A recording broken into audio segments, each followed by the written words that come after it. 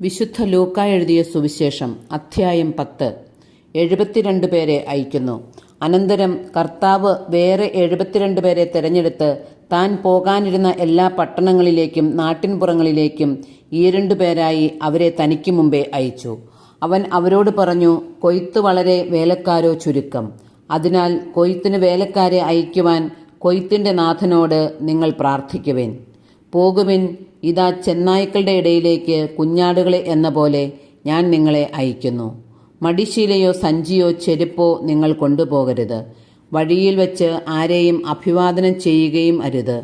നിങ്ങൾ ഏതു വീട്ടിൽ പ്രവേശിച്ചാലും ഈ വീടിന് സമാധാനം എന്ന് ആദ്യമേ ആശംസിക്കണം. സമാധാനത്തിന്റെ പുത്രൻ അവിടെയുണ്ടെങ്കിൽ നിങ്ങളുടെ സമാധാനം അവനിൽ കുടികൊള്ളും. ഇല്ലെങ്കിൽ അത് നിങ്ങളിലേക്ക് തിരിച്ചു പോരും. അവരോടൊപ്പം ഭക്ഷിക്കുകയും പാനം ചെയ്യുകയും ചെയ്തുകൊണ്ട് ആ വീട്ടിൽ തന്നെ വസിക്കുവിൻ. വേലക്കാരൻ തൻ്റെ കൂലിക്ക് അർഹനാണല്ലോ. നിങ്ങൾ വീടുതോറും ചുറ്റി നടക്കരുത്. ഏതെങ്കിലും നഗരത്തിൽ നിങ്ങൾ പ്രവേശിക്കുകയും അവർ നിങ്ങളെ സ്വീകരിക്കുകയും ചെയ്യുമ്പോൾ നിങ്ങൾക്ക് വിളമ്പുന്നത് ഭക്ഷിക്കുവിൻ. അവിടെയുള്ള രോഗികളെ സുഖപ്പെടുത്തുവിൻ. ദൈവരാജ്യം നിങ്ങളെ സമീപിച്ചിരിക്കുന്നുവെന്ന് അവരോട് പറയുകയും ചെയ്യുവിൻ. നിങ്ങൾ ഏതെങ്കിലും നഗരത്തിൽ പ്രവേശിക്കുമ്പോൾ അവർ നിങ്ങളെ സ്വീകരിക്കാതിരുന്നാൽ തെരുവിലിറങ്ങി നിന്നുകൊണ്ട് പറയണം, നിങ്ങളുടെ നഗരത്തിൽ നിന്ന് ഞങ്ങളുടെ കാലുകളിൽ പറ്റിയിട്ടുള്ള പൊടി പോലും നിങ്ങൾക്കെതിരെ ഞങ്ങൾ തട്ടിക്കളയുന്നു. എന്നാൽ ദൈവരാജ്യം സമീപിച്ചിരിക്കുന്നുവെന്ന് നിങ്ങൾ അറിഞ്ഞുകൊള്ളുവിൻ. ഞാൻ നിങ്ങളോട് പറയുന്നു, ആ ദിവസം സോദോമിന്റെ സ്ഥിതി ഈ നഗരത്തിനേക്കാൾ സഹനീയമായിരിക്കും. അനുതപിക്കാത്ത നഗരങ്ങൾ. കൊറാസീൻ, നിനക്ക് ദുരിതം. ബെത്സൈദ, നിനക്ക് ദുരിതം. നിങ്ങളിൽ നടന്ന അത്ഭുതങ്ങൾ ടൈറിലും സീദോനിലും നടന്നിരുന്നുവെങ്കിൽ അവിടുത്തെ ജനങ്ങൾ ചാക്കൊടുത്തും ചാരം പൂശിയും പണ്ടേ തന്നെ പശ്ചാത്തപിക്കുമായിരുന്നു.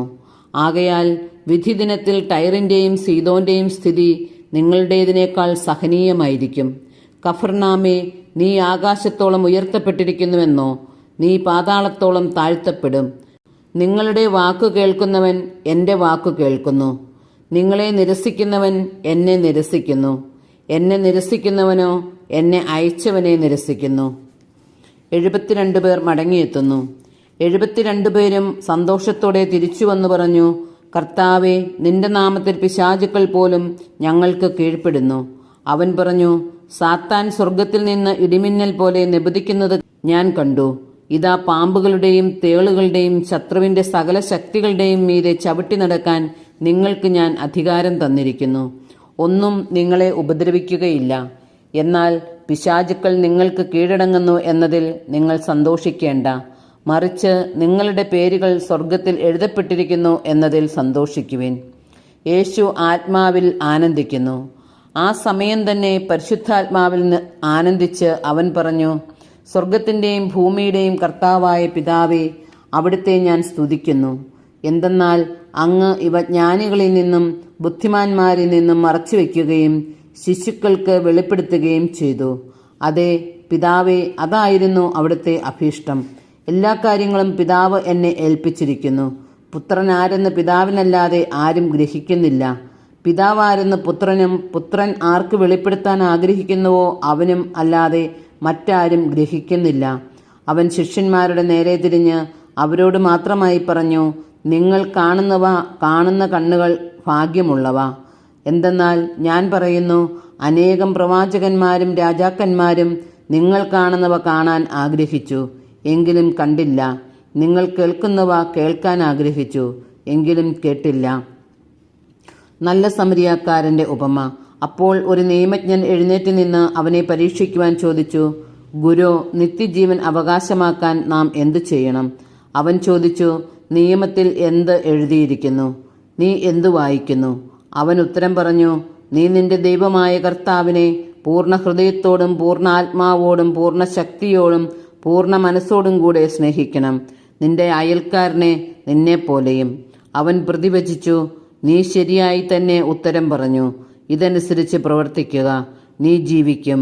എന്നാൽ അവൻ തന്നെ സാധൂകരിക്കാൻ ആഗ്രഹിച്ച് യേശുവിനോട് ചോദിച്ചു, ആരാണ് എൻ്റെ അയൽക്കാരൻ? യേശു പറഞ്ഞു, ഒരുവൻ ജെറുസലേമിൽ നിന്ന് ജെറീക്കോയിലേക്ക് പോവുകയായിരുന്നു. അവൻ കവർച്ചക്കാരുടെ കയ്യിൽപ്പെട്ടു. അവർ അവന്റെ വസ്ത്രങ്ങൾ ഉരിഞ്ഞെടുത്ത് അവനെ പ്രഹരിച്ച് അർത്ഥപ്രാണനാക്കിയിട്ട് പൊയ്ക്കളഞ്ഞു. ഒരു പുരോഹിതൻ ആ വഴിയെ വന്നു, അവനെ കണ്ട് മറുവശത്തുകൂടെ കടന്നുപോയി. അതുപോലെ ഒരു ലേവായനും അവിടെ വന്നപ്പോൾ അവനെ കണ്ടെങ്കിലും കടന്നുപോയി. എന്നാൽ ഒരു സമരിയാക്കാരൻ യാത്രാമധ്യേ അവൻ കിടന്ന സ്ഥലത്ത് വന്നു. അവനെ കണ്ട് മനസ്സലിഞ്ഞ് അടുത്തു ചെന്ന് എണ്ണയും വീഞ്ഞും ഒഴിച്ച് അവൻ്റെ മുറിവുകൾ വച്ചുകെട്ടി തൻ്റെ കഴുതയുടെ പുറത്തു കയറ്റി ഒരു സത്രത്തിൽ കൊണ്ടുചെന്ന് പരിചരിച്ചു. അടുത്ത ദിവസം അവൻ സത്രം സൂക്ഷിപ്പുകാരൻ്റെ കയ്യിൽ 2 ദനാറ് കൊടുത്തിട്ട് പറഞ്ഞു, ഇവൻ്റെ കാര്യം നോക്കിക്കൊള്ളണം. കൂടുതലായി എന്തെങ്കിലും ചെലവാകുന്നുവെങ്കിൽ ഞാൻ തിരിച്ചു വരുമ്പോൾ തന്നുകൊള്ളാം. കവർച്ചക്കാരുടെ കയ്യിൽപ്പെട്ട ആ മനുഷ്യൻ ഈ മൂവരിൽ ആരാണ് അയൽക്കാരനായി വർത്തിച്ചത്? അവനോട് കരുണ കാണിച്ചവനെന്ന് ആ നിയമജ്ഞൻ പറഞ്ഞു. യേശു പറഞ്ഞു, നീയും പോയി അതുപോലെ ചെയ്യുക. മർത്തായും മറിയവും. അവർ പോകുന്ന വഴി അവൻ ഒരു ഗ്രാമത്തിൽ പ്രവേശിച്ചു. മർത്ത എന്നു പേരുള്ള ഒരുവൾ അവനെ സ്വഭവനത്തിൽ സ്വീകരിച്ചു. അവൾക്ക് മറിയം എന്നു പേരായ ഒരു സഹോദരി ഉണ്ടായിരുന്നു. അവൾ കർത്താവിൻ്റെ വചനങ്ങൾ കേട്ടുകൊണ്ട് അവൻ്റെ പാദത്തിങ്കൽ ഇരുന്നു. മർത്തയാകട്ടെ പലവിധ ശുശ്രൂഷകളിൽ മുഴുകി വ്യഗ്രചിത്തയായിരുന്നു. അവൾ അവൻ്റെ അടുത്ത് ചെന്നു പറഞ്ഞു, കർത്താവേ, ശുശ്രൂഷയ്ക്കായി എൻ്റെ സഹോദരി എന്നെ തനിയെ വിട്ടിരിക്കുന്നത് നീ ശ്രദ്ധിക്കുന്നില്ലേ? എന്നെ സഹായിക്കാൻ അവളോട് പറയുക. കർത്താവ് അവളോട് പറഞ്ഞു, മർത്ത, മർത്ത, നീ പലതിനെക്കുറിച്ചും ഉത്കണ്ഠാകുലയും അസ്വസ്ഥയുമായിരിക്കുന്നു. ഒന്നു മാത്രമേ ആവശ്യമുള്ളൂ. മറിയം നല്ല ഭാഗം തെരഞ്ഞെടുത്തിരിക്കുന്നു, അത് അവളിൽ നിന്ന് എടുക്കപ്പെടുകയില്ല.